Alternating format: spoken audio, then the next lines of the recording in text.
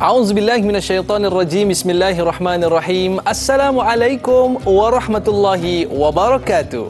Alhamdulillahi rabbil alamin. Wassalatu wassalamu ala asyrafil anbiya'i wal mursalin wa ala alihi wa sahbihi ajma'in, amma ba'. Alhamdulillah, kembali bersama saya Dai Aiman dalam Tanyalah Ustaz.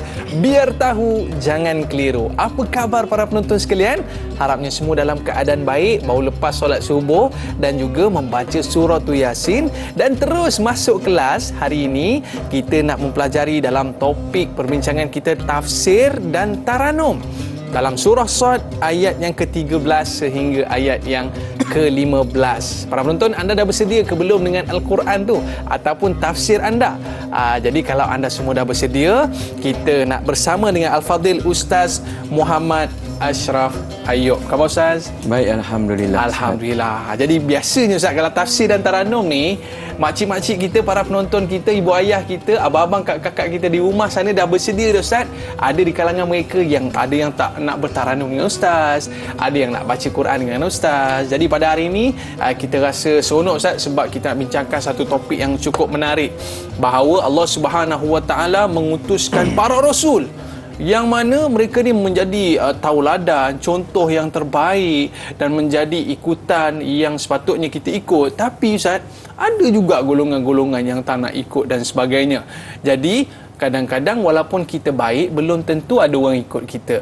Jadi bagi mengupas topik kita pada hari ini, Ustaz, sebelum kita pergi lebih jauh, mungkin Al-Fadhil Ustaz nak membacakan terlebih dahulu, dan juga para penonton yang ingin mengajukan soalan kepada kita, boleh terus ke Facebook Tanyalah Ustaz TV3 ataupun boleh hubungi kita di talian 1800 8816 7. Baik Ustaz, boleh tak kita mulakan dengan kita mentadabur ayat suci Al-Quran, surah Sad ayat 13 sehingga ayat yang ke-15. Tafadhal Ustaz.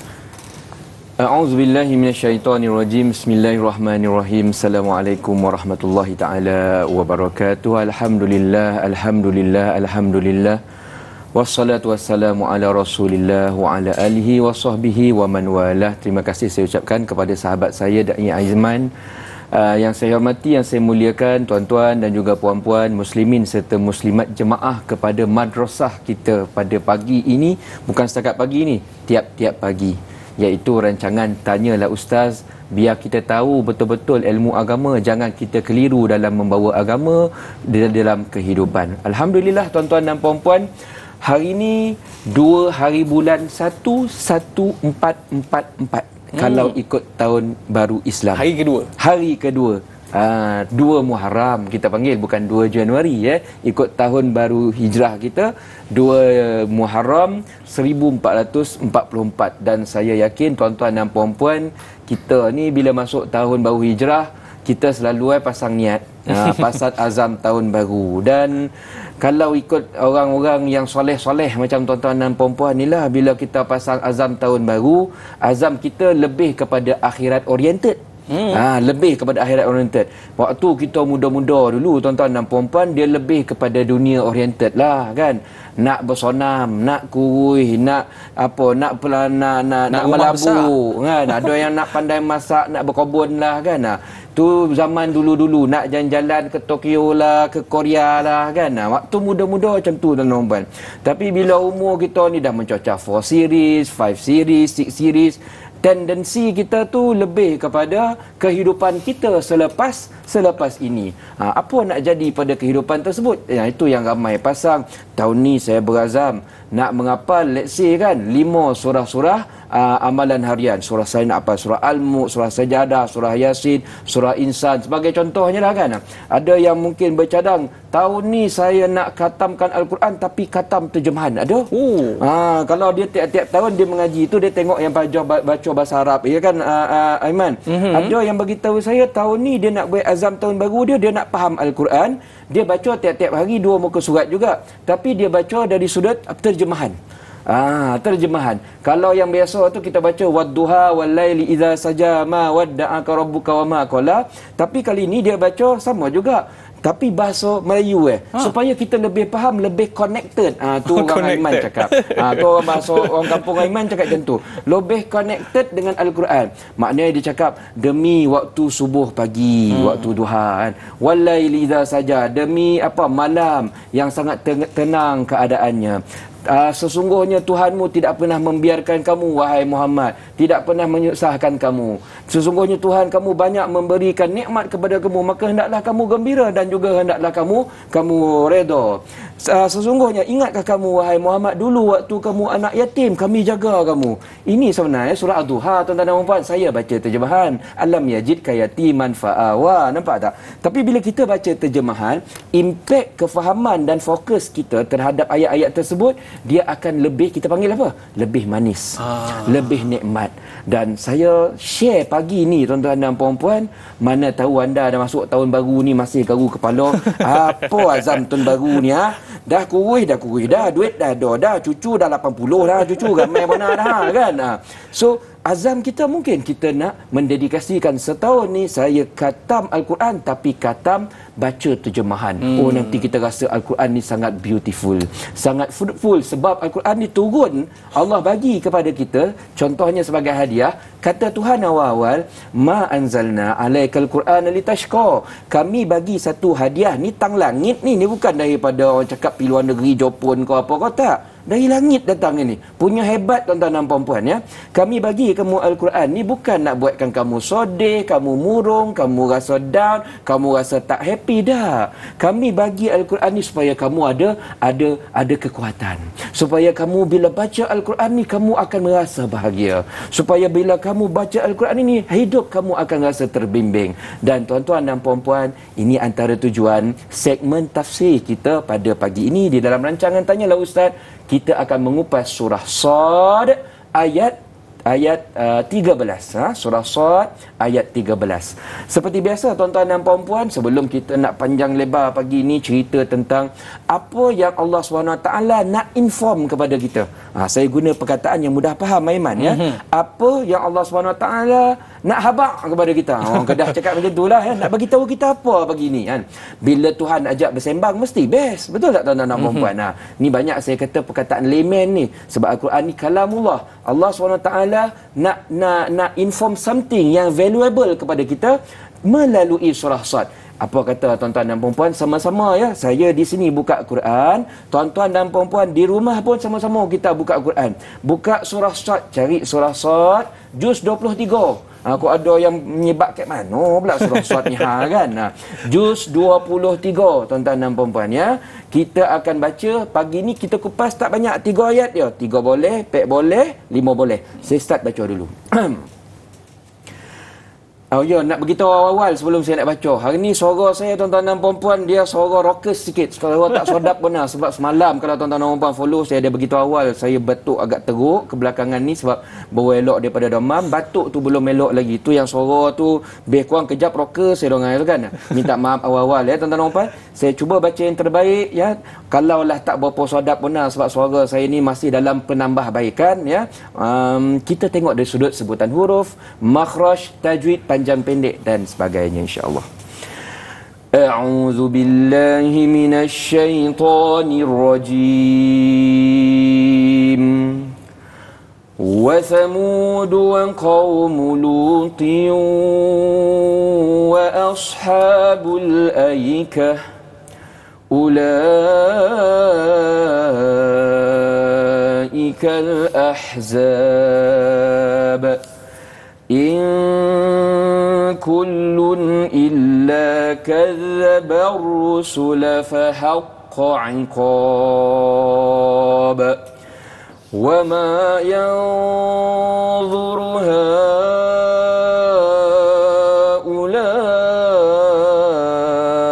إلا صيحة واحدة إلا صيحة واحدة ما لها من فواق صدق الله العظيم.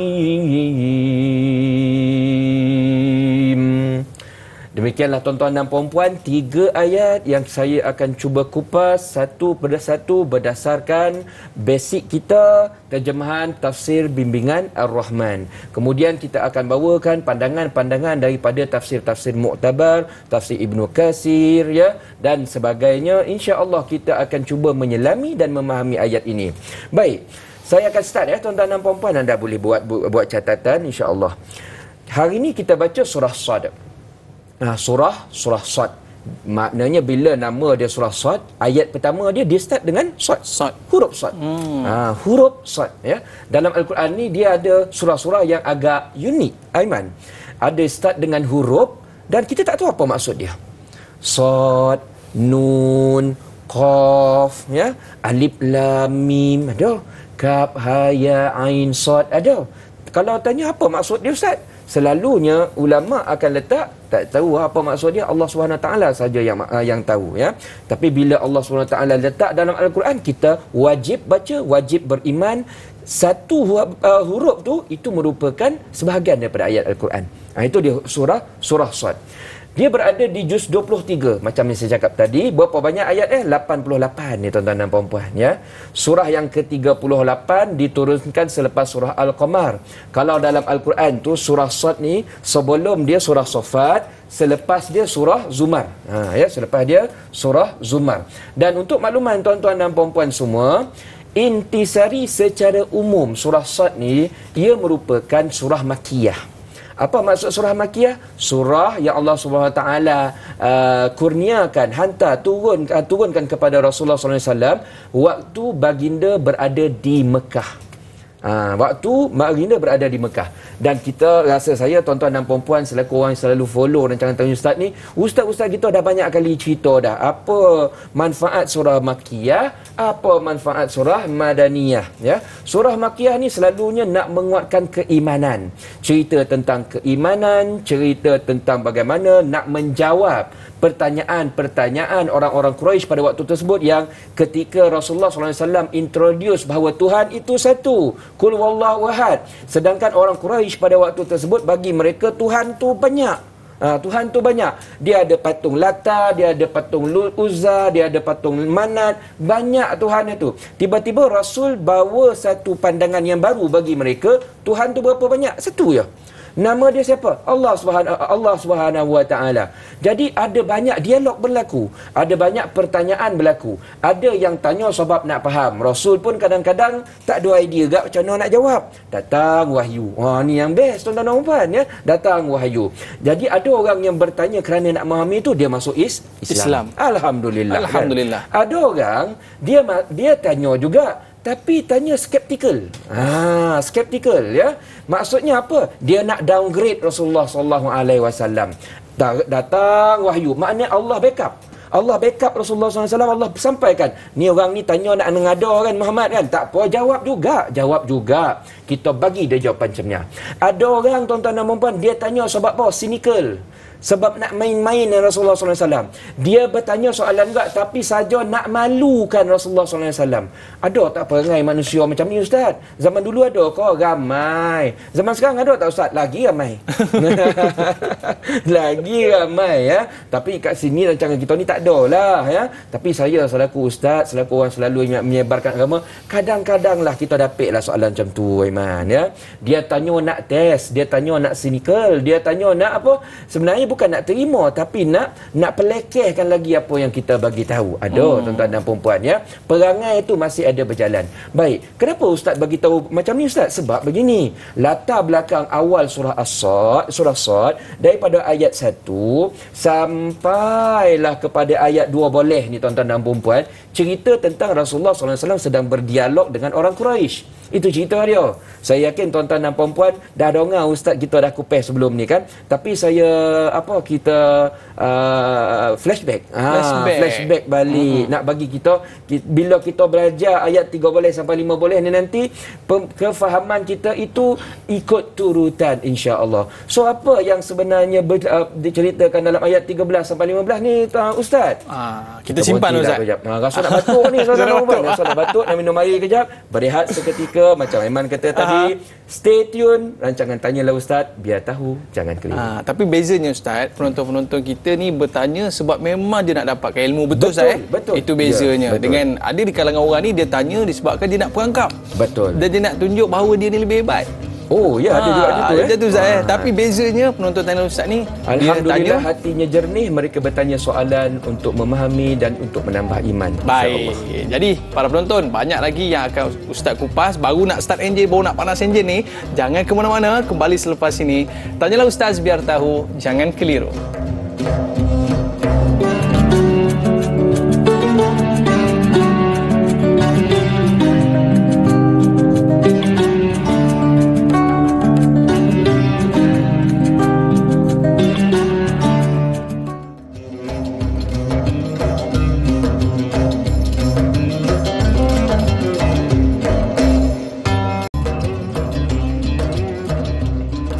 Al-Quran,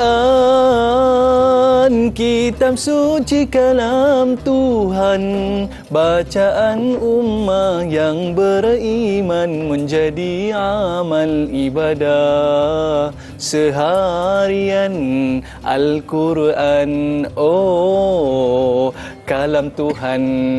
Alhamdulillah, kembali dalam Tanyalah Ustaz, biar tahu, jangan keliru. Menyambung pengajian kita pada hari ini, tafsir dan taranum dalam surah Sad ayat 13 sehingga ayat yang ke-15. Baik Ustaz, maknanya perit, getir, perjuangan para anbiya ni Ustaz menyebabkan hari ini kita dah senang dan kita dah rasa aman dalam menuntut ilmu dan melakukan amal ibadah. Boleh kita teruskan lagi Ustaz? Baik, boleh. Tuan-tuan dan puan-puan yang dimuliakan Allah Subhanahu Wa Taala, terima kasih lagi sekali lagi kerana anda semua stay tune. Kita masih bersemangat nak tahu tentang surah Sad. Saya sambung balik cerita, boleh tuan-tuan dan puan-puan? Seperti yang saya katakan tadi, orang bertanya soalan kadang-kadang niatnya baik. Ada orang yang bertanya soalan kadang-kadang belakang dia tu niat tak baik. Dan awal surah Sad inilah cerita dia. Rasul sedang menghadapi orang Quraisy yang bertanya soalan, tapi pemikiran dia cynical, pemikiran dia downgrade, pemikiran dia nak belekeh, dia nak lawan Rasulullah SAW, dia nak gunakan jawapan Rasul, lepas tu dia nak twist balik. Nampak tak? Dia nak twist balik. So kalau tuan-tuan dan puan-puan tengok ayat nombor 2, perangai mereka Allah SWT bagi tahu awal-awal. Ayat nombor 2, izzati wa syiqaq. Mereka ni dah dapat jawapan daripada Rasul. Jawapan dah clear dah ni, tapi masih sombong, masih angkuh, masih lagi perangai dia nak pelekeh lagi. Lama-lama bila dia tengok jawapan Rasul ni sangat-sangat solid, maksudnya sangat-sangat tepat, apa mereka buat tuan-tuan dan puan? Dia cuba letakkan satu label kepada Rasulullah SAW. Ini kalau kita belajar psikologi, ini sebenarnya taktik-taktik untuk nak downgrade, nak membinasakan karakteristik seseorang, ya, membinasakan kepribadian seseorang. Apa dia cakap? Sahirun kazab. Rasul ni dia bukannya seorang pendakwah, dia bukan seorang utusan, tapi dia siapa? Magician.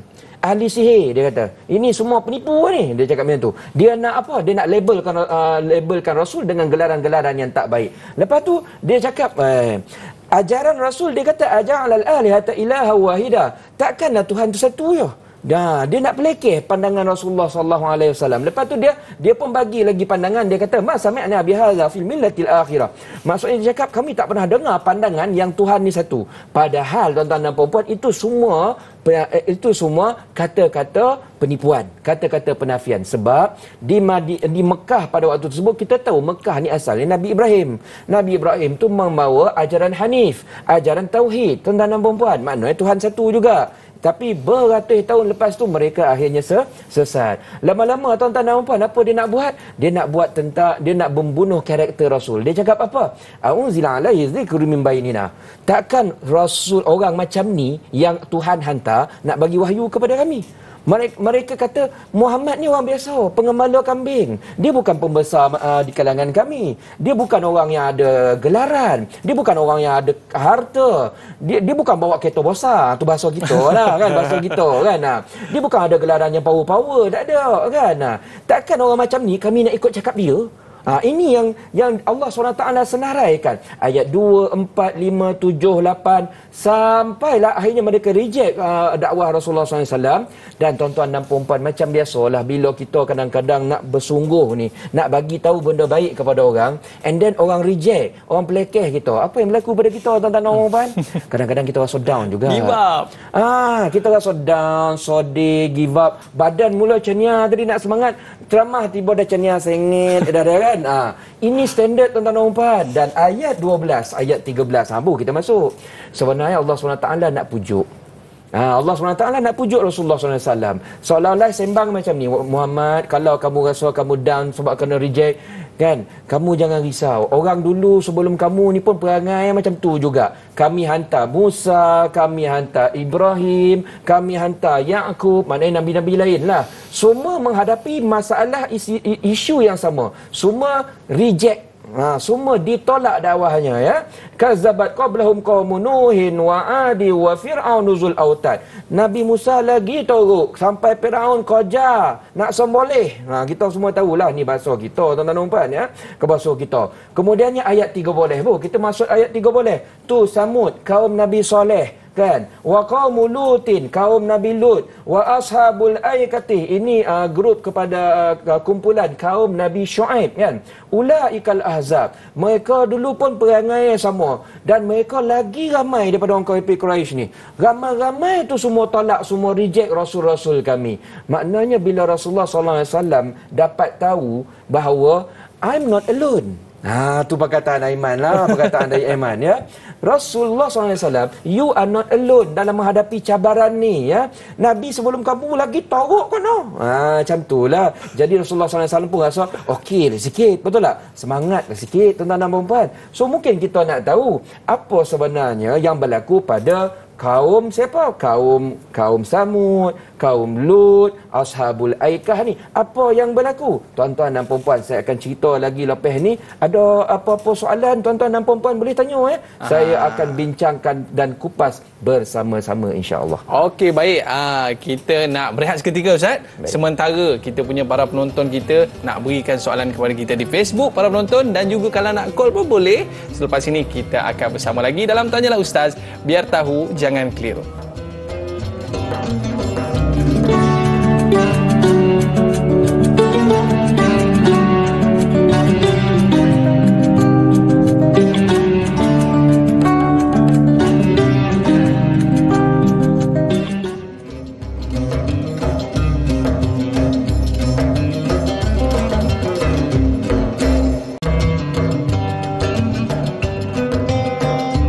Alhamdulillah, kembali dalam Tanyalah Ustaz, biar tahu jangan keliru. Terima kasih para penonton yang terus setia bersama dengan kita dalam Tanyalah Ustaz. Pada hari ini kita membincangkan tafsir dan taranum kepada anda semua. Yang ada tafsir, kita guna tafsir Ar-Rahman dalam muka surat 1203 pada ayat yang ke-13 sehingga ayat yang ke-15. Baik. Dan itu dia ujian para rasul, yang mana mereka sabar menghadapi ujian sehingga hari ini kita dapat merasai kenikmatannya. Baik, kita nak soalan di Facebook, Ustaz, boleh? Boleh. Bersama boleh. dengan sahabat kita Hanawan Cik, berpandukan ayat 13 surah Sad. Apakah bentuk dan tentangan yang mereka lakukan sebenarnya, Ustaz? Yang Ustaz sebutkan tadi ada 3 kaum, iaitu kaum Thamud, kaum Nabi Lut dan juga penduduk Aikah. Silakan. Baik, Ustaz.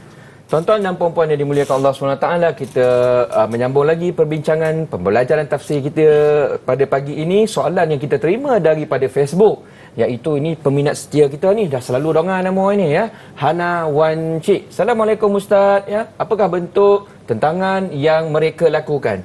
Kita sekarang ni mengupas ayat 13, jadi saya akan cerita ayat 13. Ayat 13 ni tuan-tuan dan puan-puan, Allah SWT sedang menceritakan tentang dulu, sebelum Rasulullah SAW, ni dah lama dah ni tuan-tuan dan puan-puan. Ada 3 kaum, ada 3 kumpulan, ada 3 grup, ya. Siapa dia? Samud, kaum Nabi Lut dengan ashabul aikah. Mereka ni pun dapat Rasul, kami sayang mereka, kami bagi dia Rasul supaya mereka hidup terbimbing. Mereka buat apa? Mereka tolak, mereka reject, Mereka reject. So sekarang ni kita nak tahu what kind of rejection. Ni Aiman punya orang kampung cakap ya.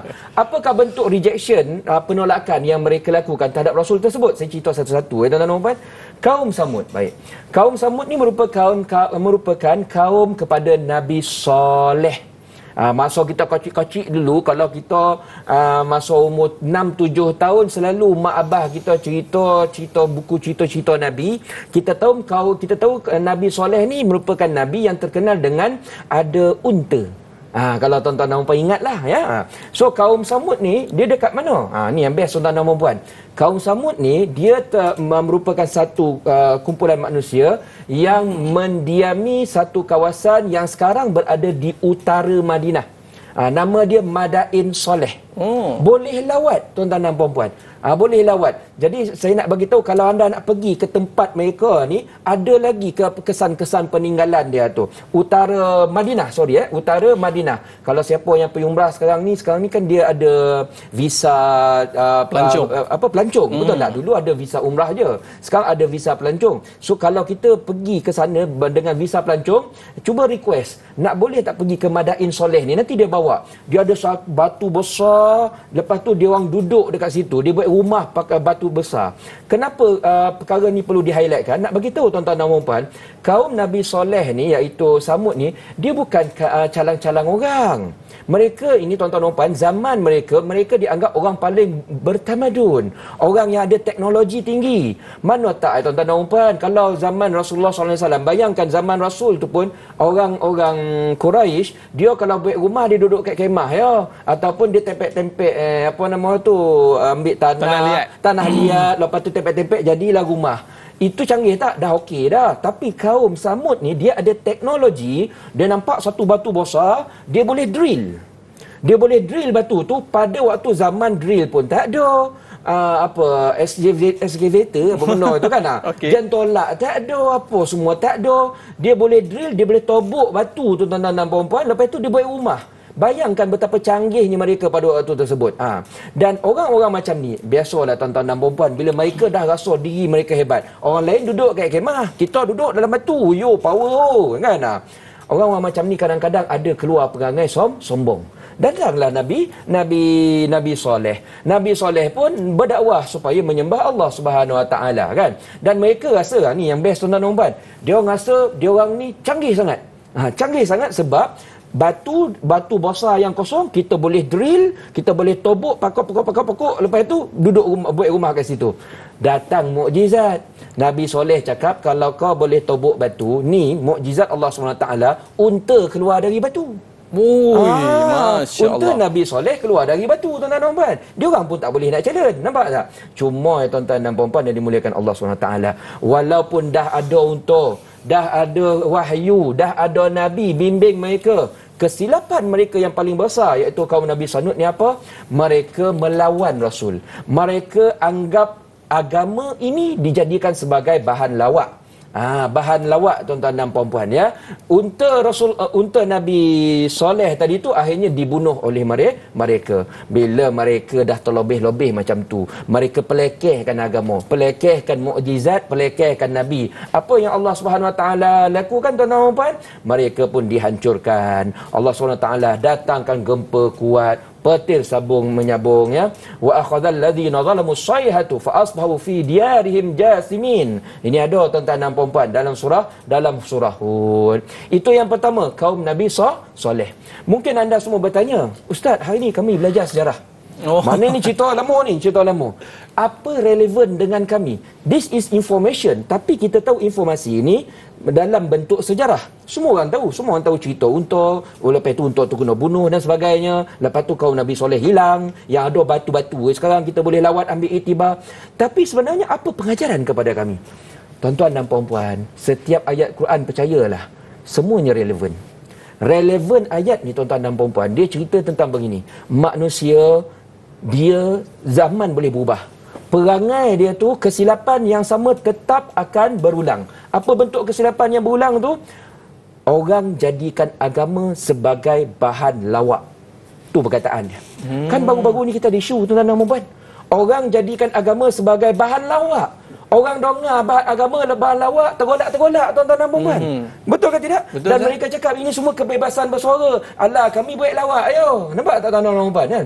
Agama dijadikan bahan lawak bukan daripada zaman dulu kaum Nabi Soleh ya. Zaman sekarang depan mata kita ada tuan-tuan. Ini gambarannya Ustaz Kalau Yes, kita dapat betul. lihat di kaca TV kita. Oh, ada keluar dekat sini ya. Yang mana mereka ni menggunakan agama ni sebagai bahan lawak. Betul saya? Betul. Mereka canggih. Mereka dapat buat macam-macam. Tapi bila berlaku perangai mereka downgrade agama, akhirnya Allah SWT murka. So ini perangai yang kita, pengajaran yang perlu kita ambil tuan-tuan dan puan. Bila sampai kepada agama, kita tahu ini kalau kita tak nak terima pun tuan-tuan dan puan, jangan jadikan dia sebagai bahan lawak. Terutamanya di Malaysia, agama ini merupakan isu sensitif. Ya, sensitif tuan-tuan dan puan. Kita ada law kita ada hukum kita ya. Nak buat lawak benda lain lah. Tapi jangan buat lawak tentang Al-Quran, tentang agama, tentang Rasulullah sallallahu alaihi wasallam. Itu yang pertama. Nombor 2 dalam ayat 13 ni siapa? Kaum Nabi Lut. Kaum Nabi Lut. Ini dekat Aiman pernah pergi. Dia dekat Laut Mati. Ya, Ustaz. Betul lah. Aiman dulu belajar dekat Jordan. Jordan ni dia sempadan dengan Israel tu, dia ada Laut Mati. Betul tak? Di situlah kaum Nabi Lut ataupun kaum Sodom.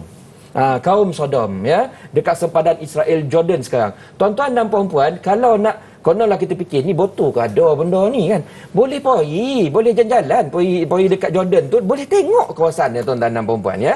Ini cerita benar. Baik, kita teruskan. Yang kaum Nabi Lut ni pula apa masalah Ustaz? Masalah yang lagi teruk tuan-tuan dan puan ya. Mereka ni mengamalkan, mereka ni lah orang kata tok guru kepada ajaran LGBT. Tok guru kepada ajaran LGBT. LGBT itu apa benda itu Ustaz? LGBT itu L tu lesbian, G tu gay, lepas tu apa? T kan? B itu bisexual, T itu pula transgender. Ini cerita orang yang menyalahi fitrah tuan-tuan dan puan. Allah SWT cakap kalau lelaki dia kalau nak mencari pasangannya perempuan. Tiba-tiba ada yang buat lelaki cari lelaki, perempuan cari perempuan. Tapi tempatnya Ustaz menarik juga Ustaz Nampak cantik juga. Sekarang nampak cantik, ambil get selfie best lah tuan-tuan dan puan. Tapi kita kena ingat ini tompek Allah SWT turun azab. Tu dalam dia tu Ustaz dalam laut tu. Tompek tu diterbalikkan Aiman. Tempat tu diterbalikkan. Yang putih-putih tu apa Ustaz? Garam ya? Putih tu garam. Sekarang ni kawasan dia kawasan yang paling rendah dan garam dekat sana ketupatan dia paling tinggi. Dan seberang sana Ustaz adalah Palestin. Ya, betul. Betul. Dia sempadan antara Jordan dan juga Palestin dan juga Israel ada sedikit. Itu kawasan Laut Mati. Boleh pergi tuan-tuan. Saya pernah pergi ambil gambar dulu. Tapi tak tahulah berenang kan. Tapi kita rasa air dia sangat masin Aiman. Kata boleh terapung Ustaz Boleh terapung tapi masa tu tak mandi lah kan. Tak berani kan, tak berani. Tu cerita. Baik, kita sambung kepada apa masalah dia tadi. Masalah dia LGBT tuan-tuan dan puan ya. Moral mereka ni dah sampai terlalu rendah, rosak agama.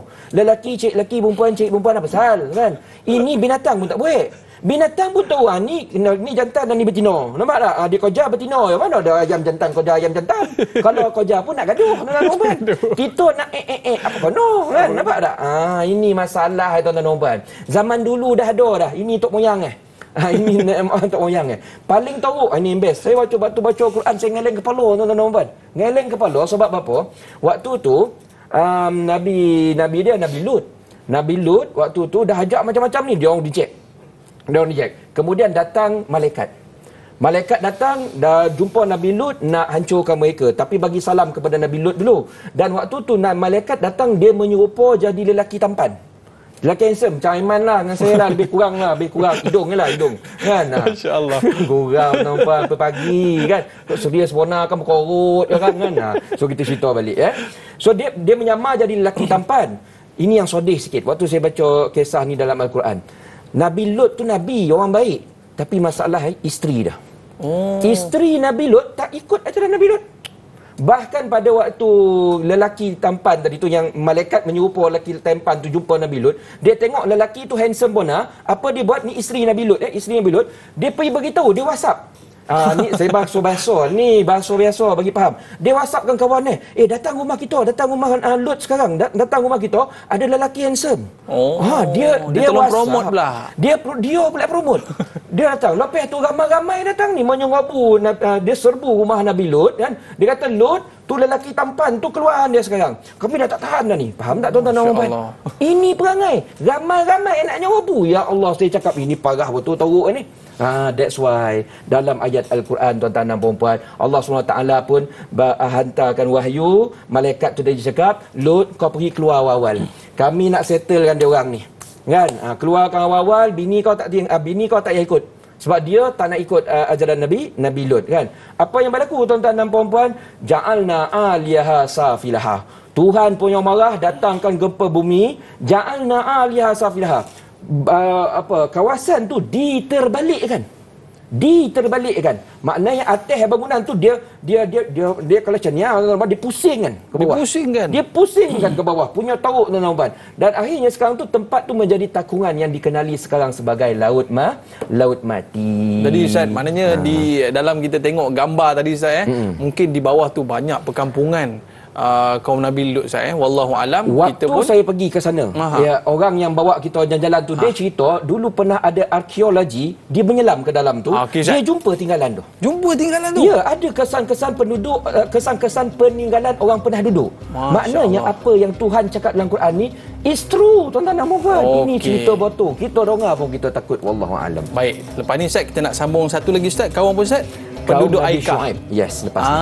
Jadi para penonton mesti tak sabar nak dengar kisah yang lebih menarik lagi selepas ini. Jangan ke mana-mana, kembali selepas ini Tanyalah Ustaz, biar tahu jangan keliru.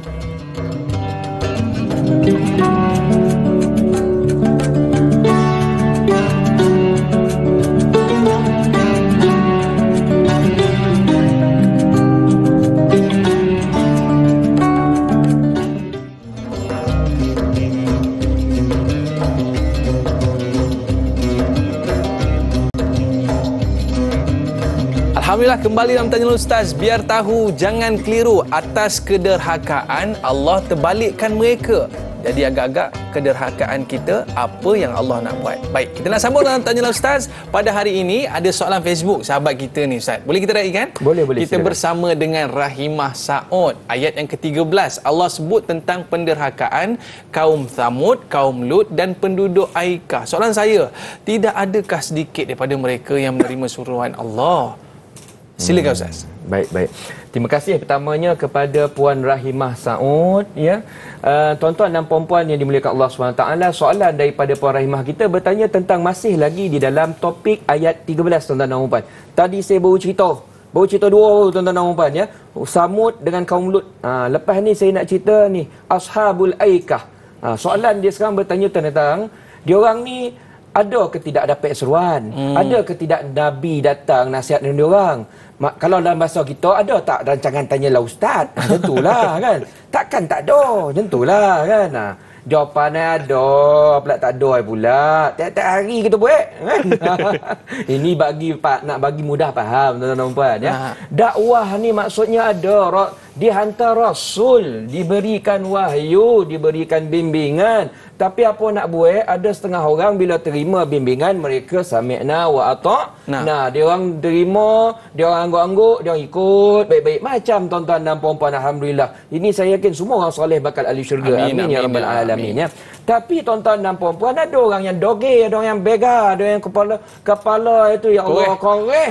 Ni 9 cakap ya. Perangai macam mana? Sami'na wa asaina. Kami dengar juga rancangan Tanyalah Ustaz. Tapi kami reject, kami sinis, kami rasa ni tak betul ni apa dia cakap ni. So itu yang berlaku tuan-tuan dan puan-puan. Baik, kembali kepada siapa tadi? Kepada penduduk kaum Aikah. Nabi Syuaib. Ashabul Aikah. Ashabul Aikah ni, Aikah tu sebenarnya nama pokok. Oh, pokok. Nama pokok giant tree. Ni bahasa orang kampung Aiman. Satu pokok yang cukup besar ya, di mana kaum Nabi Syuaib yang berada di Madian. Madian ni satu kawasan yang berada dekat dengan Teluk Aqabah. Sekarang berada di kawasan Jordan. Boleh tengok kawasan tu tuan-tuan dan puan-puan. Orang yang berada di Madian ni, diorang ni selain dia sembah berhala, diorang sembah pokok. Pokok tu punya besar tuan-tuan dan puan. Nama dia apa? Aikah. Weh, besar betul Ustaz. Kalau kita tengok ni dah macam istana dah. Ada, betul. Tu ada gambar ada gambar. Hari tu Aiman pergi sampai ambil gambar. Gurau je. Ni sumber Google. Gurau je ya. So itu di pokok tuan-tuan dan puan, lebih kurang lah, lebih kurang besar macam tu pokok. So dia orang ni menyembah pokok tersebut, lalu Allah Subhanahu Wa Taala datangkan Nabi Syuaib. Nabi Syuaib memperkenalkan Allah Subhanahu Wa Taala, memperkenalkan siratal mustaqim dan sebagainya. Tapi mereka reject Nabi Syuaib. Mungkin tuan-tuan dan puan nak tahu apa kehebatan pula orang yang berada di Madian ini. Kehebatan ya tuan-tuan dan puan, mereka dikenali sebagai kumpulan pedagang, usahawan. Kita panggil businessman. Kerja dia orang trading barang pada waktu tersebut. Maknanya mereka ni pandai dalam ilmu bisnes. Cuma dia orang ada satu problem. Dia orang ni banyak menipu dalam bisnes. Banyak menipu tuan-tuan dan puan. Maknanya kalau barangan tu dia cakap kami janji kami deliver, contohlah kau beli 10 kilo boreh kan.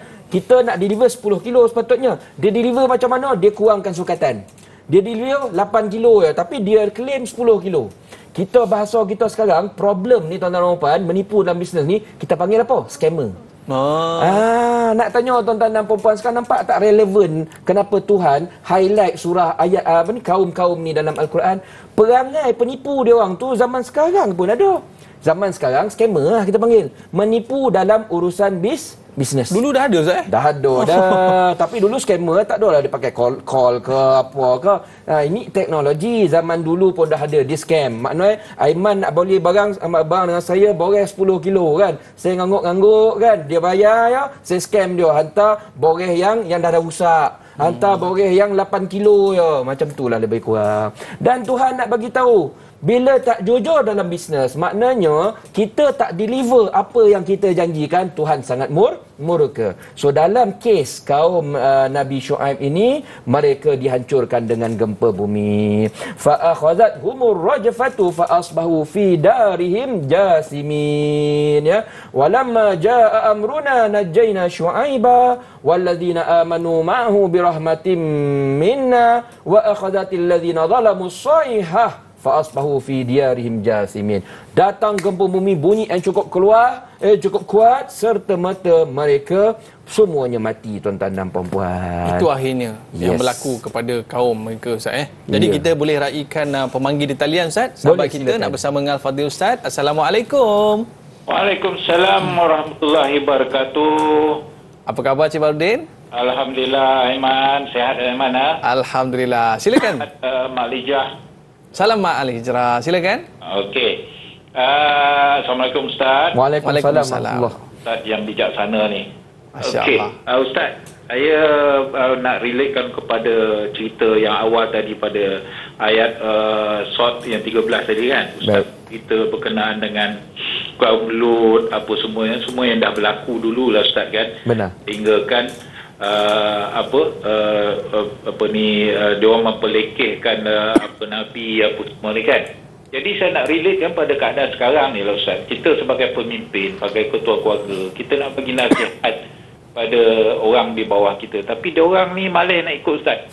Yang ada begar apa semua tak nak ikut lah Ustaz kan. Jadi bila saya relate kan kepada pemimpin, kita pula kat bawah ni bila kita nak tahu pemimpin ni, pemimpin kata mana boleh kata aku ni pemimpin dan ni ketua, kau kena ikut. Kalau tak ikut kan jadi masalah pula Ustaz kan. Jadi bila kita tengok keadaan macam Ustaz kita tadi pada zaman dulu dia terbalikkan permukaan bumi tu kan. Jadi sekarang ni dengan adanya banjir lah apalah Ustaz kan. Jadi apa pandangan Ustaz? Adakah itu Allah nak tunjukkan kita bahawa yang dulunya berlaku mungkin akan berlaku sekarang tapi tak tahu bila? Baik. Terima kasih Encik Baharudin. Boleh bagi pencerahan itu. Terima kasih Ustaz. Assalamualaikum warahmatullahi wabarakatuh. Waalaikumsalam warahmatullahi wabarakatuh. Boleh jadi kita pun dah rasa Ustaz Dipersilakan. Baik. Pertamanya saya nak ucapkan terima kasih banyak kepada Tuan Haji Baharudin kerana sudi meluangkan masa cuba call kami. Kemudiannya pandangan, lontaran pertanyaan yang Tuan datangkan tadi bagi saya sangat-sangat marvelous ya, kerana ia memandu kita untuk memahami ayat yang sedang kita bincangkan ini di dalam practical relevant yang lebih sesuai pada masa sekarang. Soalan yang Tuan Haji Baharudin tanya kita tadi, zaman dulu bila Tuhan marah kepada satu grup, satu kaum, Allah SWT hantar bala, hantar azab, semua orang kono. Semua orang mati. Sampai sekarang kita dah tak jumpa lagi dah keturunan Samud. Tak jumpa dah tuan-tuan dan puan-puan. Sampai sekarang lagi kita tak ada jumpa lagi. Kalau lah pergi Jordan kan, kita cakap kau ni keturunan grup yang Lut kau, kaum Nabi Lut kau. Tak ada dah tuan-tuan dan puan. Semua mati. Itu maksudnya satu nation mati, satu bangsa tu mati. Maknanya azab Tuhan pada zaman dulu sangat-sangat keras. Soalan Tuan Haji Baharudin sekarang, kita pun ada sekarang ni, ada orang buat perangai lebih kurang sama. LGBT ada, orang scammer dalam bisnes pun ada. Kemudiannya yang orang memperlekehkan agama pun ramai sekarang tuan-tuan dan puan. Adakah kita berpotensi mendapat azab yang lebih kurang sama seperti mana yang Allah SWT deliver pada zaman dulu? Ini soalan dia tuan-tuan dan puan. Kita takut. Betul tak tuan-tuan dan puan? Kita takut. Jawapannya begini. Ya. Alhamdulillah. Kita ni sekarang ni ada banyak syafaat tuan-tuan dan puan-puan. Maksudnya ialah Allah SWT bagi tahu Rasulullah SAW antara keistimewaan umat Nabi Muhammad. Sebab kita ini ada cop kita, kek dahi kita, ni bahasa kita. Ada cop kek dahi, kita ni umat Muhammad. Tu tuan-tuan dan puan. Allah SWT cakap dalam Al-Quran, kalau kami uji pun umat Muhammad ni, kami bagi teaser sahaja. Tahu teaser? Bagi rasa je lah. Bagi rasa-rasa sikit-sikit je. Bagi kalau kita bagi gempa bumi sikit-sikit je. Dia tak adalah kami bagi gempa bumi satu Malaysia hilang. Tak ada. Dia takkan berlaku macam tu. Kalau bagi banjir, ya betul kami bagi banjir kan, nak bagi amaran sikit. Tapi orang cakap banjir adalah sikit kat Negeri Sembilan, adalah sikit kat KL, macam tu lah kan. Tak macam Nabi Nuh. Tak macam Nabi Nuh kena naik kapal. Berbulan-bulan baru surut. Kita kalau kat KL contoh, kalau banjir tuan-tuan, banjir hari ni tunggu 2-3 hari dah habis dah. Sebagai contoh kan. Dan Allah SWT nyatakan dalam jelas dalam surah Al-Baqarah ayat 155. Walanabluwannakum, kami tetap akan uji kamu wahai umat Muhammad. Tapi cara kami hantar ujian bisyai'in. Kami bagi sikit-sikit ya. Nak bagi rasa-rasa ya, teaser je ya. Minal khaufi. Apa bentuk ujian tu? Ujian tu kalau datang kau takut. Ujian tu kalau datang kau juk, kau akan lapar. Ujian tu kalau datang habis harta benda kau. Wa naqsim minal amwal wal anfusi. Akan ada orang meninggal, tapi tak semua orang meninggal. Akan ada orang meninggal. Wal anfusi was samarat. Kebun-kebun kau, ladang-ladang padi semua hancur. Dan Allah SWT kata wabasyiris sabirin ya. Beruntunglah bagi orang yang bersabar. Itu jawapannya. Azab, ujian Allah SWT akan bagi, tapi dia takkan hancurkan semua. Sebab apa? Tuhan masih sayang kita sebab kita ini umat Rasulullah SAW. Dan yang kedua, ada ramai lagi orang-orang yang beristighfar di kalangan kita. Istighfar adalah perisai, kata ulama. Perisai daripada datangnya bala daripada Allah SWT. Wallahu a'lam. Baik, kita ada pemanggil talian Tuan Haji Tukinon. Assalamualaikum. Waalaikumsalam warahmatullahi wabarakatuh. Ustaz Ahmad dari Haiman ya. Ya, silakan Tuan Haji. Persoalannya pada ayat 11 kali 11 sekali. 3 golongan yang kecil memang jahatlah Ustaz. Samud, apa lagi tu ayat kata. Jadi dia tak habis-habis berkata Muhammad ni sebenarnya orang baik. Apa kita tengki dengan orang baik? Jadi saya nak minta pada Ustaz. Allah Ta'ala ni Maha, Ustaz kata tadi Maha penyayang. Tapi yang sama ni, bila dah tersepit pun dia, Allah Akbar turun satu, dah tersepit. Jadi nak minta pada Ustaz. Adakah elok bila dah susah minta tolong? Bila maknanya orang ni baik kau sakiti. Maksudnya kita kena apa, janganlah menyakiti orang yang susah-susah dia kan. Orang ni nak buat baik, ikutlah. Maknanya kalau dia jahat tu bolehlah kita jadi apa? Disakiti. Jadi buat tak pandangan Ustaz, bagaimana keadaan orang yang macam ini? Adakah kita nak ikut dia ke ataupun kita tinggal aja ini orang jahat lah? Itu soalan sebenarnya Ustaz. Terima kasih Ustaz. Assalamualaikum. Waalaikumsalam warahmatullahi wabarakatuh. Dipersilakan Ustaz. Baik. Pertamanya saya ucapkan terima kasih banyak kepada Tuan Haji Tokinon ni ya. Hampir tiap-tiap hari rancangan kita ni, Tuan Haji kita ni memang setia. Kalau dan cuba call dan soalan-soalan daripada Tuan Haji ni sebenarnya saya suka kerana dia mengajak kita sama-sama berfikir. Soalan Tuan Haji tadi bertanya tentang kita ni kadang-kadang ada kita ajak orang baik-baik dia terima, tapi ada juga orang yang kita ajak nak baik-baik ni dia tolak kita, dia reject kita, dia tak suka dengan apa yang kita bawakan itu. So untuk kumpulan orang yang doge-doge, bega-bega ni, macam mana reaksi kita selepas ni kepada dia orang? Macam tu ya. Apa reaksi kita? Baik. Tuan-tuan dan puan-puan dimulakan Allah Subhanahu Wa Taala. Saya pernah bertanya soalan yang sama dengan tuan guru saya ketika saya pernah belajar di Mesir suatu ketika dahulu. Macam mana reaksi yang perlu kita lakukan kepada orang yang reject saja dakwah ataupun ajakan yang kita bawa, kan? Kita akan berhadapan dengan orang macam ni ya. Kita maknanya how to handle rejection. Tu bahasa orang kampung Yemen ya. Macam mana nak handle rejection ni? Kita ni kadang-kadang bila kena reject kita down noh. Kita dah malas nak bagi ceramah, malas nak ajak dah. Lantak kau lah kita cakap macam tu kan. So ni pandangan tuan guru kami. Beliau jawab macam ni. Kita kena faham bahawa kita ini sebenarnya semua ada satu tugas besar yang kita warisi daripada Rasulullah sallallahu alaihi wasallam. Tugas tersebut bukan hanya yang wajib dilakukan oleh ustaz. Ini semua orang yang pagi tadi mengucap asyhadu an la ilaha illallah wa asyhadu anna muhammadar rasulullah kena buat tugas ni. Tugas tu apa? Berdakwah. Kena sampaikan dakwah. Kalau ustaz saya tak ada ilmu agama ustaz, tak apa. Balighu anni walau ayah, kata Rasulullah SAW. Apa yang kata walaupun satu kebaikan, beritahu orang lain. Tentang dia nak terima ke tidak, itu soal dia, nanti dia menjawablah dengan Allah SWT.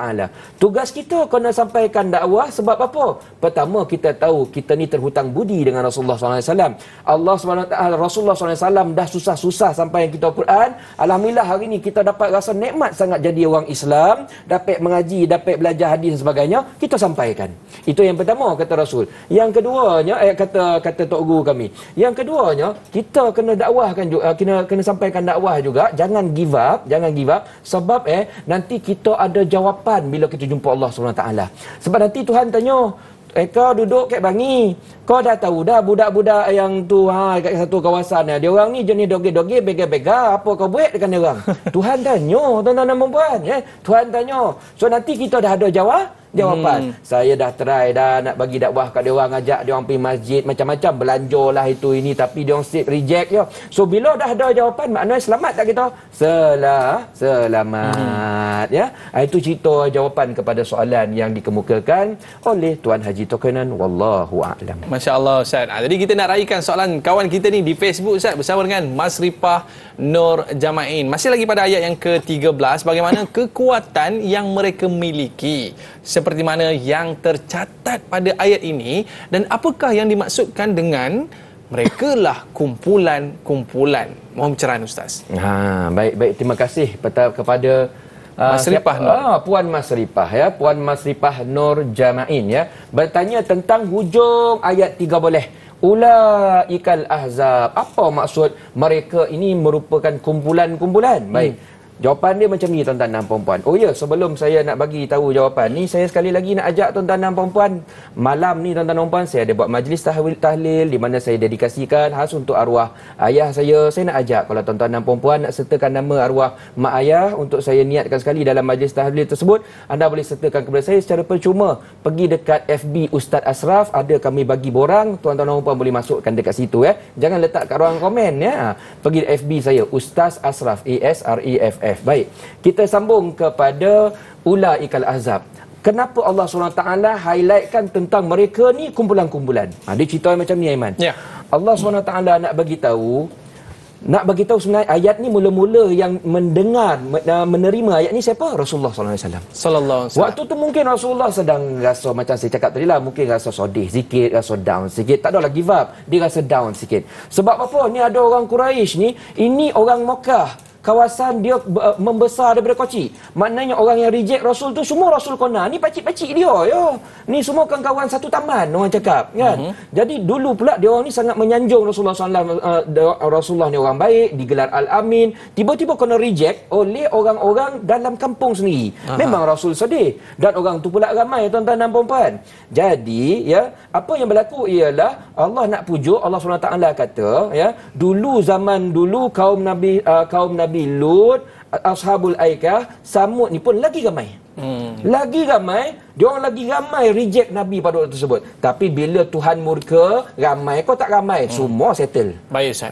Tu cerita minta maaf Ustaz, kita tamat dah di TV3. Dah habis dah? Dah habis dah Ustaz. Masya Allah, tabarakallah. Tapi belum habis sepenuhnya belum kan? habis sepenuhnya. Jadi saya minta maaf Ustaz. Jadi kepada para penonton, nak dengar lagi kisah Ustaz yang lebih rancak lagi selepas ini, kita akan sambung lagi 30 minit di TV9 dan kita nak ucap terima kasih kepada penonton TV3 yang setia bersama dengan kita. Nak tahu sambungannya? Kita sambung di TV9 30 minit lagi. Tanyalah Ustaz, biar tahu, jangan keliru. Kita berehat seketika.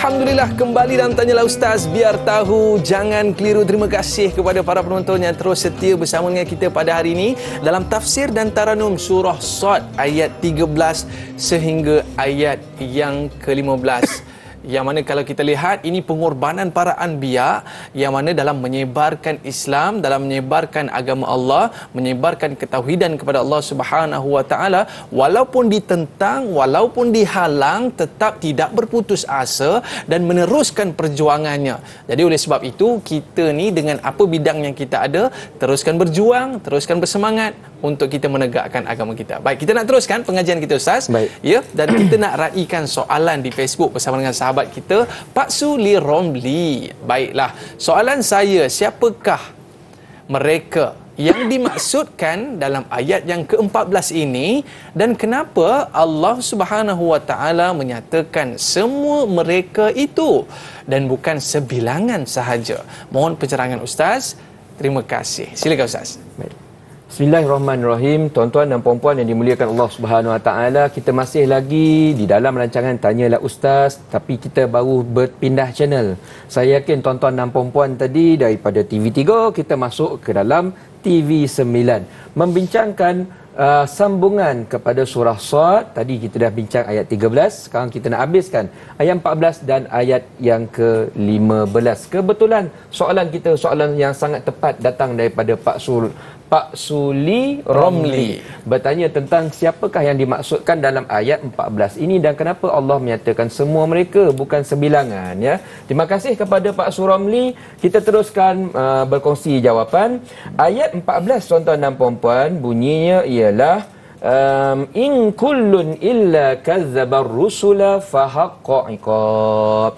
Tidak ada satu pun daripada kaum-kaum tersebut melainkan mereka semua menolak ajaran, menolak dakwah yang dia sampaikan oleh para rasul, maka fahaqqa iqab, maka berhaklah mereka itu menerima azab seksa yang cukup dahsyat dan cukup luar biasa yang saya dah cerita daripada awal tadi. Bagaimana teruknya, bagaimana tingginya kemurkaan Allah SWT, sehingga kan bila Allah SWT sampaikan azab, bukan orang cakap satu grup yang meninggal, bukan satu taman yang meninggal, tapi habis semua, sapu, harum semua.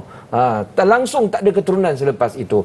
Dan soalan daripada Pak Suramli ini, beliau ingin saya menjelaskan tentang siapakah kumpulan-kumpulan tersebut, siapa orang yang dihancurkan habis itu. Jawapannya ialah kalau kita baca daripada ayat 12, ayat 13 tadi tuan-tuan dan puan-puan. Ayat 12 ada bagi tahu, ni ayat dah sebelum ayat 13 ya tuan-tuan dan puan-puan. Ayat 12 ada bagi tahu bahawa orang-orang yang menolak ajaran-ajaran Rasul itu terdiri daripada kaum Nabi Nuh, terdiri daripada kaum Ad, terdiri daripada Fir'aun. Semua ni dah hilang, semua ni dah hancur. Fir'aun tu pun keturunan tuan-tuan dan puan-puan habis hancur dah. Yang tinggal kubur dah. Piramid tu kubur. Piramid tu tuan-tuan dan puan-puan kubur. Bayangkan Fir'aun secanggih itu. Kubur tu pun bosah tu tuan-tuan dan puan. Bayangkan maligai bosah mana? Bayang meligai bosah mana? Kita kan selalu kalau buat rumah kan bosah-bosah, betul tak tuan-tuan? Kubur kita bosah ni kan. Itu kita rasa dah canggih dah tu tuan-tuan dan puan. Firaun nak tunjukkan canggih tuan-tuan dan puan. Ini cerita 4,000 tahun lepas, 3,000 tahun lepas, 5,000 tahun lepas. Saya pun tak tahu berapa lama tuan-tuan dan puan. Dia punya kubur pun cukup besar, maknanya dia punya ketamadunan, teknologi mereka sangat-sangat luar biasa. Kata Tuhan, orang sehebat macam ni pun bila dia lawan agama, tu cerita bila dia lawan agama, tak kira macam mana pun semua kami dapat hapuskan. Dan kita sangat takut. Kita harap sangat supaya kita, generasi kita, anak-anak kita, pandang cucu-cucu kita, kita harap sangat diorang ni ya, tak kira lah apa nanti diorang dah jadi waktu mereka dah membesar nanti, kita nak sangat mereka ini menjadi orang soleh, orang yang taat, orang yang membawa agama dalam kehidupan. Wallahu a'lam. Kalau kita tengok, saya pun pernah pergi ke sana dan Ustaz pun berapa tahun di sana saya? 3 tahun lebih kat Mosi. Dah panjek dah ni. Dah panjek dah saya. Piramid tu dah panjek. Apa ada dalam tu Ustaz? Polis. Dia sebenarnya tak boleh panjek kalau tak ada permit. Kena kerja dengan polis, dah masuk dah dalam tuan-tuan dan puan. Apa ada dalam tu Ustaz? Kubur. Oh. Kubur masuk dalam tu, kawasan kubur. Tapi kubur tu dah tak ada lah, dia bawa masuk dalam muzium. Tinggilah saya binaan ni. Bukan tinggi, canggih. Satu batu piramid tu beratnya 2 tan tuan-tuan puan. Saya bayangkan dulu lori tak ada. Macam mana boleh ngangkut benda tu? Tak ada. Orang panggil apa excavator kan, ke apa ke? Tak ada. Tapi bayangkan teknologi dia orang, kita tak tahu what kind of teknologi yang mereka kuasai. Mungkin ada setengah orang yang mengkaji piramid lah, mereka buat kesimpulan teknologi yang telah pupus. Betul. Ada juga teknologi dulu ya? Teknologi dia orang canggih. Kalau tak saya pergi balik ni, cuba ambil batu susun-susun dan buat canggih macam ni. Kita yang dah pandai ni pun pengsan nak buat tuan-tuan dan puan. Dan seni bina ni kukuh sampai sekarang. Ya, betul. Kukuh sampai sekarang. Ini yang menakjubkan. Tapi dari sudut kita bukan sekadar tengok dari sudut ketakjuban ekonomi tu. Yang kita nak tengok sebenarnya, orang sehebat macam tu pun kalau lawan Tuhan, tetap kalah tu perkataan dia. Allah boleh hapuskan anytime. Janganlah kita sekali-sekali nak terniat nak lawan agama. Itu yang tuan-tuan nak sematkan dalam diri kita dan keturunan kita. Sahabat kita nak bersama dengan Al-Fadhil Ustaz. Boleh kita raikan Ustaz? Silakan. Baik, kita bersama dengan Siti Rohani. Assalamualaikum. Waalaikumsalam warahmatullahi wabarakatuh. Baik, silakan. Saya Siti Rohani dari Banting. Assalamualaikum Ustaz dan Dai. Waalaikumsalam warahmatullahi wabarakatuh. Saya ingin tahu sangat ini mewakili pembaca-pembaca Quran yang dah hebat-hebat tu lah. Masya-Allah. Ni memang ramai pembaca Quran yang bertaran pandai surah apa-apalah dalam satu Quran tu berkhatam 2-3 kali khatam. Tapi dia tak erti tafsirnya sebab tak kecuali orang yang pandai berbahasa Arab dia tahulah tafsirnya. Jadi soalan saya, apakah benar kalau membaca Quran tapi tafsirnya tu kurang tahu sikit-sikit je, tak dapat pahala penuh ya Ustaz? Katanya hanya 1/4 saja pahalanya. Jadi saya nak tahu penjelasannya. Itu aja soalan saya Ustaz. Terima kasih. Assalamualaikum warahmatullahi wabarakatuh. Waalaikumsalam warahmatullahi wabarakatuh. Silakan Ustaz. Baik.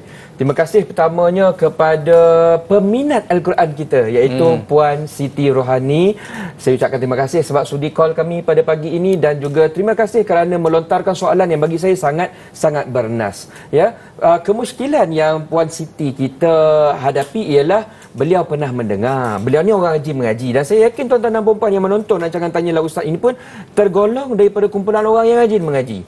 Beliau kata tadi kepada kita bahawa beliau terdengar mungkin ada pandangan beberapa ustaz ataupun mungkin melalui pembacaan, wallahu alam, beliau kata kalau kita mengaji, kita baca Arab itu tapi kita tak faham kandungan dia, pahala dapat 1 pompek saja.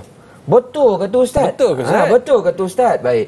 Jawapannya ialah begini, ya. Rasulullah sallallahu alaihi wasallam ada menyatakan dalam hadis baginda, man qara'a harfan min kitabillah falahu hasanah wal hasanatu bi asyri amsalha. Apa maksudnya? Barang siapa yang membaca 1 je huruf daripada Al-Quran. Contohnya hari ni kita jenis malas ni, lepas subuh ngantuk tak boleh tahan dah ni, tapi nak dapat pahala mengaji, dia pun buat apa? Bismillahirrahmanirrahim, alif lam mim, 3 huruf dia sebut surah Al-Azim, pup tidur kan. 3 huruf dia baca ini, berapa pahala dia dapat, Aiman? Dah 3 kali 10 Ustaz. 3 kali 10, betul. Sebab Rasul cakap tadi, siapa baca 1 huruf, tak kira lah dia baca dia mengantuk ke, tak kira lah dia baca dia faham ke tidak ke, itu semua tolak topi dulu. Okay. Allah SWT janjikan pahala sebab dia baca Quran. Masya Allah, tabarakallah, ya. 1 huruf bersamaan 10 pahala. Kalau kita baca alif, lam, mim, tajwid cantik, walaupun tak faham, it's okay. Dia tak ada cakap dalam hadis tu, siapa yang baca Quran dengan kefahaman dan juga dengan tafsir, dah tengok rancangan Tanyalah Ustaz, dia tak ada cerita sampai tahap tu. Dia cakap siapa baca 1 huruf 1 pahala, 3 huruf 30 pahala. Maknanya, ya, berdasarkan hadis tersebut, sebenarnya orang yang membaca Al-Quran, kata ulama, walaupun mereka mungkin kurang memahami, pahala yang dijanjikan dalam hadis tersebut tetap diberikan oleh Allah Subhanahu Wa Taala. Ini kan pula memahami, Ustaz, Kalau faham, kalau menghayati, kalau mengamalkan, kalau menyampaikan, lagilah berganda-ganda pahalanya sebab Tuhan kita ni maha kaya. Dia boleh bagi berapa banyak yang dia boleh bagi tanpa luak sedikit pun daripada perbehandaraannya. Berbeza dengan manusia, tuan-tuan dan puan. Manusia ni dia kaya, ada yang kaya berair, ya. Tapi dia kalau kaya, kalau dia bagi kat orang, dia bagi 1 juta kat orang, nanti lama-lama dia akan risau. Kenapa dia risau? Sebab bila dia bagi, apa yang dia ada itu akan luak. Orang sebenarnya cakap luak, akan berkurang. Berbeza dengan Allah SWT, dia boleh bagi banyak, tapi apa yang ada pada di sisi Allah SWT, perbandaraannya tidak akan berkurang. Itu hebatnya Allah SWT, Al-Ghani, Tuhan yang maha kaya. Dia boleh bagi fadilat, syafaat, manfaat kepada siapa sahaja yang dikehendakinya. Wallahu a'lam. Okey, baik Ustaz, kita ada sahabat kita di Facebook, boleh kita raikan Ustaz, Boleh, bersama silakan. dengan Fadli Mat Shah. Baik, soalan saya berdasarkan ayat yang ke-15, apakah maksud jeritan suara yang tidak akan berulang lagi? Adakah mereka yang menentang Rasulullah SAW tersebut diberikan azab yang terlalu pedih dan sengsara? Bagaimana Ustaz jeritan yang disebutkan dalam ayat tadi, Ustaz? Baik. Pertamanya kita mengucapkan terima kasih kepada top fan kita. Ni kaum keluarga kita di Facebook. Kita ni ada banyak family. Ada family yang ikut Tanyalah Ustaz ke FB. Ramai. Ada yang ikut TV pun ada. Ada yang call ya, kan? Ada yang tanya soalan. Very good, tuan-tuan dan puan. Maknanya kita ni ada satu community yang sangat support each other, insya-Allah, ya. Antaranya Tuan Fadli kita bertanya tentang ayat 15. Apakah maksud jeritan suara yang tidak berulang tu, Ustaz? Baik. Kita tengok jawapan dia, ya. Ayat 15, tuan-tuan dan puan-puan yang dimuliakan, wa ma yanzuruha ulai illa sayhatan wahidatan malaha min fawaq. Dan orang-orang yang jenis menolak Rasulullah SAW, yang menolak ajaran agama, siapa tadi? Kaum Nabi Lut dan juga Nabi Shu'aib, Nabi Musa yang saya dah sebutkan tadi, ya. Mereka ini semua kena azab. Azab mereka ada satu sifat mereka, sifat azab yang Allah SWT datangkan itu ialah azab yang datang sekelip mata. Illa sayhatan wahidatan. Azab tu datang, dia orang dah tak boleh lari. Dia tak boleh lari. So sekarang ni apa maksud sayhatan wahidatan ini? Dalam terjemahan biasa dia kata satu jeritan suara yang sangat kuat, di mana jeritan suara itu menyebabkan malaha min fawaq. Mereka yang terkena azab itu tak boleh nak recover balik, nak hidup balik pun tak boleh, nak selamat pun tak boleh. Siapa kena, semua mati. Semua mati. So ada beberapa pandangan ulama, antaranya mereka mengatakan jeritan ataupun bunyi explosive sound, itu perkataan dia, itu datang daripada gempa bumi. Gempa bumi ni, tuan-tuan dan puan-puan, punya teruk, ya, yang kalau yang tahap yang dulu, yang tahap gempa yang cukup gempa ni, tuan-tuan dan puan-puan, dulu punya gempa, kalau dia keluar, tuan-tuan dan puan-puan, orang yang bersekitaran tu, dia tak sempat langsung nak lari. Dan perkara ni benar, tuan-tuan dan puan-puan, kalau anda semua pergi melawat Itali sebagai contoh. Itali ada satu gunung, kalau tak salah saya, Gunung Pompei. Minta maaf kalau saya salah, ya. Tapi cuba cek, benda ni memang ada di Itali. Bila gunung tu meletus, tuan-tuan dan puan, orang-orang itu diselubungi dengan letusan yang keluar daripada gempa tersebut, sehingga kena rumah, kena orang, sehingga kan ada orang yang sedang mati tapi sedang suap makanan kepada orang. Ada. Maknanya dia orang langsung tak boleh nak prepare nak lari. Dia tengah makan ni. Dia orang dah kena lava tu kan, dan sampai sekarang lagi badan dia orang tu yang dah disuruh di lava ada lagi tuan-tuan dan puan-puan. So apa yang ayat ini cakap, dia orang kena jeritan yang kuat, dia orang tak boleh nak prepare nak lari, itu memang benar tuan-tuan dan puan-puan. Gempa zaman dulu bukan zaman macam zaman sekarang tuan-tuan dan puan. Saya teringat lagi, kalau tak salah saya, kita dulu pernah belajar geografi. Dulu Malaysia dengan Indonesia ni dulu dia bersambung tau. Lepas tu berlaku macam satu gempa yang sangat kuat, dia orang terpisah. Bayangkan punya kuat gempa tu sampai tanah tu boleh terpisah, punya jauh sampai sekarang ni keluar Selat Melaka. Masya-Allah, tabarakallah. Tapi saya nak bagi disclaimer dulu, minta maaf kalau salah dari sudut dari sudut fakta ya, tapi itulah yang kita belajar zaman dulu. Masya-Allah, tabarakallah. Cuba tengok gambar tuan-tuan dan puan-puan, ada diberikan kalau tak salah saya ya, kalau ada diberikan oleh bahagian pihak penerbit. Orang tu tengah baru nak keluar rumah, tengah baru nak prepare pakai baju, mereka mati sekelip mata. Ini yang kita takut. Tak sempat. Dia tak sempat nak WhatsApp kau, nak start enjin kereta kau, tak sompek tuan-tuan dan puan. Ini tahap kemurkaan Allah SWT kepada umat-umat terdahulu. Kita mengucapkan syukur banyak-banyak. Tuhan pun kalau geram dengan kita pun tuan-tuan dan puan, dia bagi teaser sikit-sikit ya. Kita harap satu ya tuan-tuan dan puan, semua balak yang kita terima sekarang ni, kita harap kita jadikan dia sebagai pengajaran untuk kita ramai-ramai kembali kepada Allah Subhanahu Wa Taala, bertaubat, beristighfar sesungguhnya kepada Allah Subhanahu Wa Taala. Sempena masuk tahun baru ni Ustaz, sebenarnya Allah nak bagi kita ruang lagi. Nak aku bagi chance untuk engkau hidup lagi, untuk engkau bertaubat sebenarnya. Baik Ustaz, kita nak berehat seketika. Para penonton, jom kita beristighfar dan kita berehat seketika. Kembali selepas ini, tanyalah Ustaz biar tahu, jangan keliru.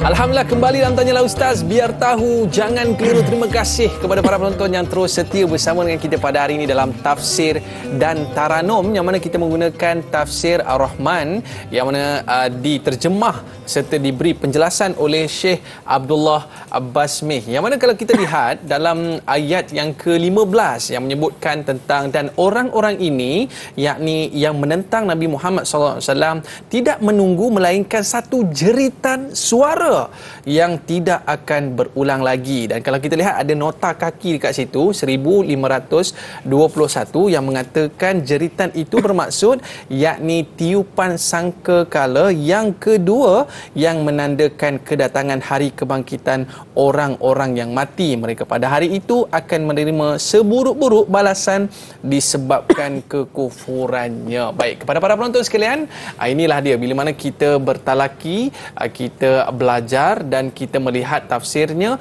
maka inilah ibrah yang akan kita dapat, yang mana setiap kemungkaran yang kita lakukan, kita tak boleh lari ke mana-mana. Balasan akan sentiasa mengejar kita daripada belakang. Baik Ustaz, kita nak meneruskan lagi pembelajaran kita pada hari ini. Mungkin Ustaz boleh sambung lagi pengajian tafsir kita pada hari ini untuk ayat yang ke-15. Silakan Ustaz. Baik. Terima kasih banyak tuan-tuan dan puan-puan. Terima kasih banyak kepada sahabat saya Da'i Aizman. Kita teruskan lagi tentang tafsir ayat 15. Sebab tafsir ayat 15 ni sebenarnya tak habis tuan-tuan dan puan-puan, tadi saya cerita. Tafsir ayat 15 bercerita tentang jeritan yang mereka dengar, lepas tu mereka dah tak boleh nak kembali, nak recover balik dah tak boleh ya. Baik. Ada pendapat ulama di sini, mereka mendatangkan beberapa pendapat. Pendapat pertama seperti yang saya nyatakan tadi, iaitu bila datang gempa bumi itu, dia orang langsung tak boleh nak lari, terus mati macam tu je. Itu pendapat yang pertama. Ada satu lagi pendapat. Ada satu pendapat dalam menafsirkan ayat 15, mereka memberikan pendapat, mereka mengatakan begini, maksud jeritan yang bila datang tersebut, and then dia orang dah tak boleh nak recover semula, nak berulang kembali semula, ia sebenarnya bermaksud jeritan sangkakala yang kedua ketika ia ditiupkan. Kita tahu nanti pada hari kiamat, mula-mula ditiupkan sangkakala pertama, semua hidupan mati. Semua yang hidup akan meninggal. Semua yang hidup akan meninggal. Kemudian tidak lama selepas itu akan ditiup sangkakala yang kedua. Bila ditiup sangkakala kedua, semua yang meninggal itu tadi akan bangkit semula. Dan bila mereka bangkit, mereka dah tak boleh nak recover balik. Apa maksud nak recover balik? Waktu mereka bangkit hidup semula tu, mereka dah tak boleh mati lagi dah. Sebab kita semua tahu nanti sekarang ni kita hidup, kemudian kita meninggal. Bila kita hidup balik? Masa hari kiamat tu nanti, trompet pertama. Sangkakala pertama kita hidup balik. Sangkakala yang kedua, minta maaf, yang kedua kita hidup balik. Masa kehidupan yang kedua pada kiamat tu, nanti ada mati tak lagi lepas tu Ustaz? Tak ada lagi dah tuan-tuan dan puan. Even yang menakutkan, yang mengerikan, orang yang masuk dalam neraka pun dah kena bakar, dah kena pukul, dah kena liban, dah kena gasak pun, dia takkan mati tuan-tuan dan puan. Takut kita? Harap-harapnya kita bukan masuk kat situ lah. Kita harap sangat last nanti kita hidup selama-lama kat mana? Kat syurganya Allah Subhanahu wa Ta'ala. Jadi kita ada pemanggil di talian Ustaz, boleh kita raikan Ustaz? Silakan. Baik, kita bersama dengan Tuan Haji Ismail Mat Isa. Assalamualaikum. Waalaikumsalam warahmatullahi wabarakatuh. Dan Ustaz. Baiklah, silakan Tuan Haji. Waalaikumsalam. Okey Ustaz, sebelum tu saya nak baca dulu ya ayat 14-15, minta Ustaz tolong betulkan insya-Allah. Ya, silakan Tuan Haji. A'udzubillahi minasyaitonirrajim. Bismillahirrahmanirrahim. In kullu illa kazzabar rusula fahaqqa iqab.